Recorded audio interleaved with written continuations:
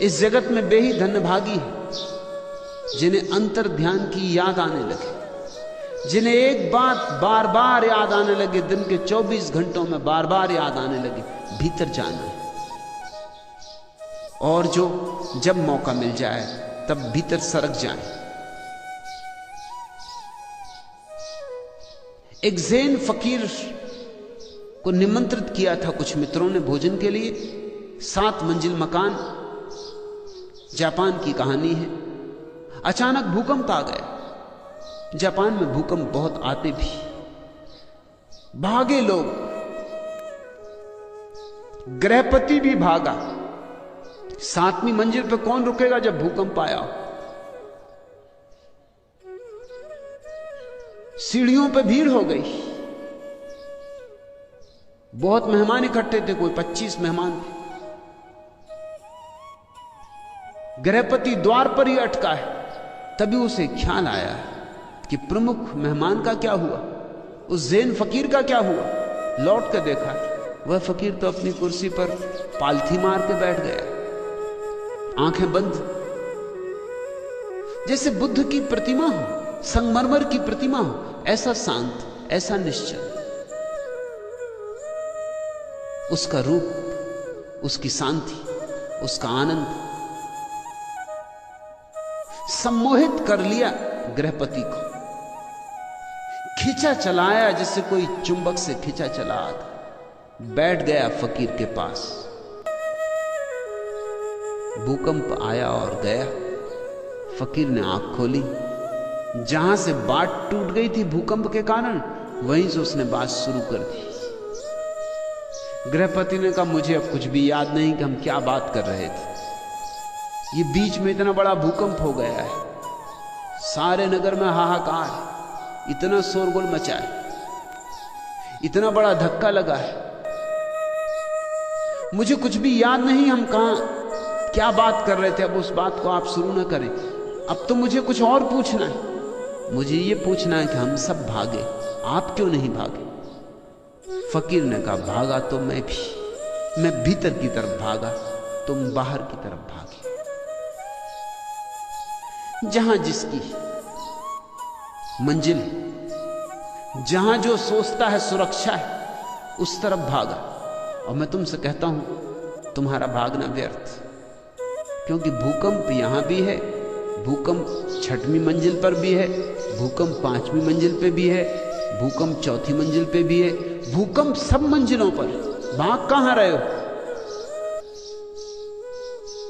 जो 5वीं मंजिल पे हैं वो भी भाग रहे हैं, जो 3री मंजिल पे हैं वो भी भाग रहे हैं। भूकंप सड़कों पे भी है, जो सड़कों पे हैं वो भी घरों की तरफ भाग रहे हैं। हर एक भाग रहा है, लेकिन तुम भूकंप से भूकंप में ही भाग रहे हो।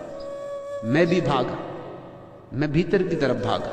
और मैं एक ऐसी जगह जानता हूं अपने भीतर, एक ऐसा स्थान जहां कोई भूकंप कभी नहीं पहुंच सकता, जहां कोई कंप ही नहीं पहुंचता। भूकंप की बात छोड़ दो, जहां बाहर का कोई प्रभाव कभी नहीं पहुंचता। मैं उस अछूते कुंवारे लोक की तरफ भागा। मैं भी भागा, ये ना कहूंगा कि नहीं भागा।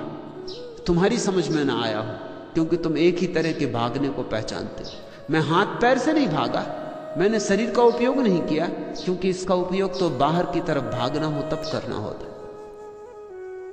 शरीर तो मैंने शिथिल छोड़ दिया, विश्राम में छोड़ दिया और सरक गया अपने भीतर। वहां बड़ी सुरक्षा है, क्योंकि वहां अमृत है, वहां कोई मृत्यु नहीं। चिंता थी मुझे तो सिर्फ एक, कि कहीं ऐसा ना हो कि भीतर पहुंचने के पहले मर जाऊं। बस जब भीतर पहुंच गया फिर निश्चिंत हो गया। अब कैसी मौत, अब किसकी मौत। बस चिंता थी तो एक कि ध्यान में मरूं। भूकंप आ गया, मौत तो कभी न कभी आनी ही है, आती ही है। एक ही ख्याल था कि ध्यान में मरूं, ध्यान में जियो, ध्यान में मरो। मंजू, याद आने लगी है, इस याद को गहराओ, सींचो, संभालो। अनजाने चुपचाप अध खुले वातायन से आती हुई जुन्हाई साही, तेरी छवि का सुधि सम्मोहन आज बिखर कर सिमट चला है मेरे मन में। छलक उठा है उर का गागर किसी एक अज्ञात ज्वार से, किन सपनों के मदिर भार से, किन किरणों के परस प्यार से। पल भर में यूं आज अचानक यह किस रूप परी विरहन के उर की पीड़ा, मेरे जी में भी चुपके से तिर आई है यूं अनजाने।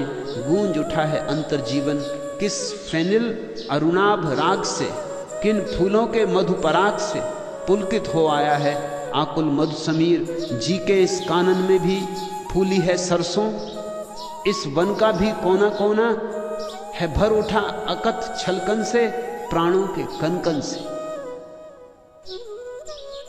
एक वातायन खुल रहा है, एक पर्दा सरक रहा है, सहयोग करो, साथ दो।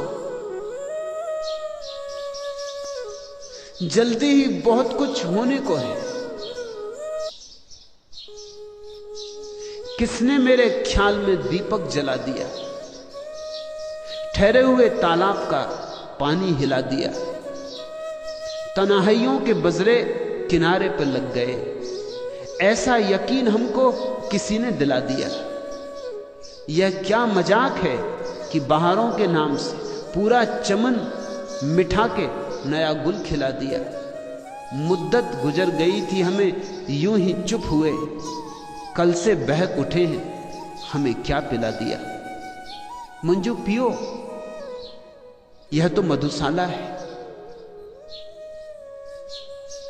मैं तुम्हें कोई सिद्धांत नहीं सिखा रहा हूं, शुद्ध शराब पिला रहा हूं, अंगूरों से निचोड़ी हुई नहीं, आत्मा से निचोड़ी हुई। पियो,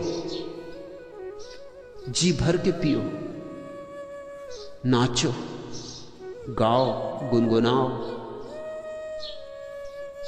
और जितने क्षण मिल जाएं, जब मिल जाएं, तब चल पड़ो भीतर की तरफ। भूकंपों की प्रतीक्षा मत करो, क्योंकि भूकंपों में भीतर वही पहुंच पाएगा जो भीतर जाता ही रहा है, जाता ही रहा है, जो रोज आता जाता रहा है। वह ज़ैन फकीर अपने भीतर पहुंच सका क्योंकि रास्ता परिचित था, बहुत बार आया गया था। यह मत सोचना कि मौत जब आएगी तब अचानक ध्यान कर लेंगे, यह नहीं होगा। मौत अचानक आएगी। जीवन भर धन की चिंता की थी, मरते वक्त भी धन की ही चिंता तुम्हारे सिर पर सवार रहेगी। अगर पद की आकांक्षा की थी तो मरते वक्त भी पद की ही नसेनी चढ़ते रहोगे। कल्पना में मृत्यु के क्षण में तुम्हारा सारा जीवन संग्रहित होकर तुम्हारे सामने खड़ा हो जाता।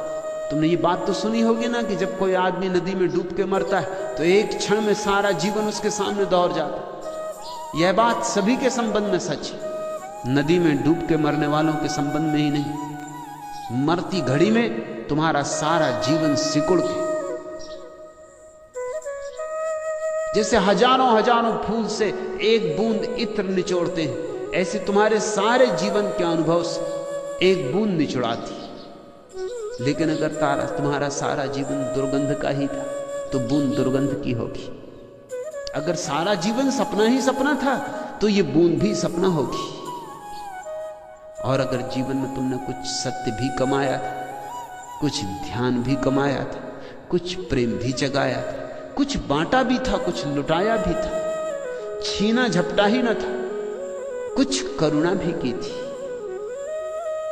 तो तुम्हारी अंतिम क्षण की जो प्रतीति होगी, सारा जीवन निचोड़ के एक इत्र की बूंद बन जाएगा। उसी इत्र की बूंद पर सवार होकर तुम परमात्मा की यात्रा पर निकलोगे। मंजू, शुभ हुआ है। अब इस घड़ी को, इस बलिहारी की घड़ी को छिटक मत जाने देना, जोर से पकड़ रखना। अब पकड़ने योग कुछ तुम्हारे पास है। और ध्यान रखना जिनके पास कुछ नहीं है उनके पास गंवाने को भी कुछ नहीं होता, और जिनके पास कुछ है उनके पास गंवाने को भी कुछ होता है। नंगा नहाए तो निचोड़े क्या। जिनको हम साधारण जन कहते हैं, सांसारिक जन, उनको क्या फिक्र, उनके पास गंवाने को कुछ है ही नहीं। हमारे पास एक शब्द है योग भ्रष्ट, उसकी तौल का दूसरा शब्द नहीं है भोग भ्रष्ट। तुमने कभी ऐसा शब्द सुना, भोग भ्रष्ट? भोग भ्रष्ट होते ही नहीं। समतल जमीन पे चलोगे तो कहीं गिरोगे, लेकिन पहाड़ों की ऊंचाइयों पर चढ़ोगे तो गिर सकते हो। योग भ्रष्ट होता है। मंजू एक घड़ी करीब आ रही सरकती हुई, जो बड़ी कीमत की होगी। अंतर्ध्यान की याद आनी शुरू हुई है, जल्दी ही अंतर्ध्यान लगेगा। तब चूक मत जाना, क्योंकि बाहर की जन्मों जन्मों की वासनाएं खींचेंगी, बाहर की जन्मों जन्मों की आदतें खींचेंगी, हजार बाधाएं खड़ी होंगी। मन अंतिम उपाय करेगा अपने को बचा लेने का, क्योंकि ध्यान मन की मृत्यु है। और कौन मरना चाहता? मन भी मरना नहीं चाहता। लेकिन सजग होकर, खूब सजग होकर 2-4 कदम और फिर मैं तुमसे कहता हूं सुबह करीब है, आखिरी तारे ढलने लगे,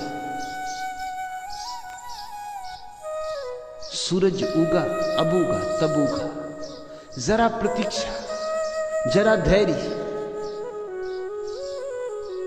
और वह महत्वपूर्ण घटना घट सकती है जिसकी तलाश में सारे लोग जाने अनजाने भटक रहे।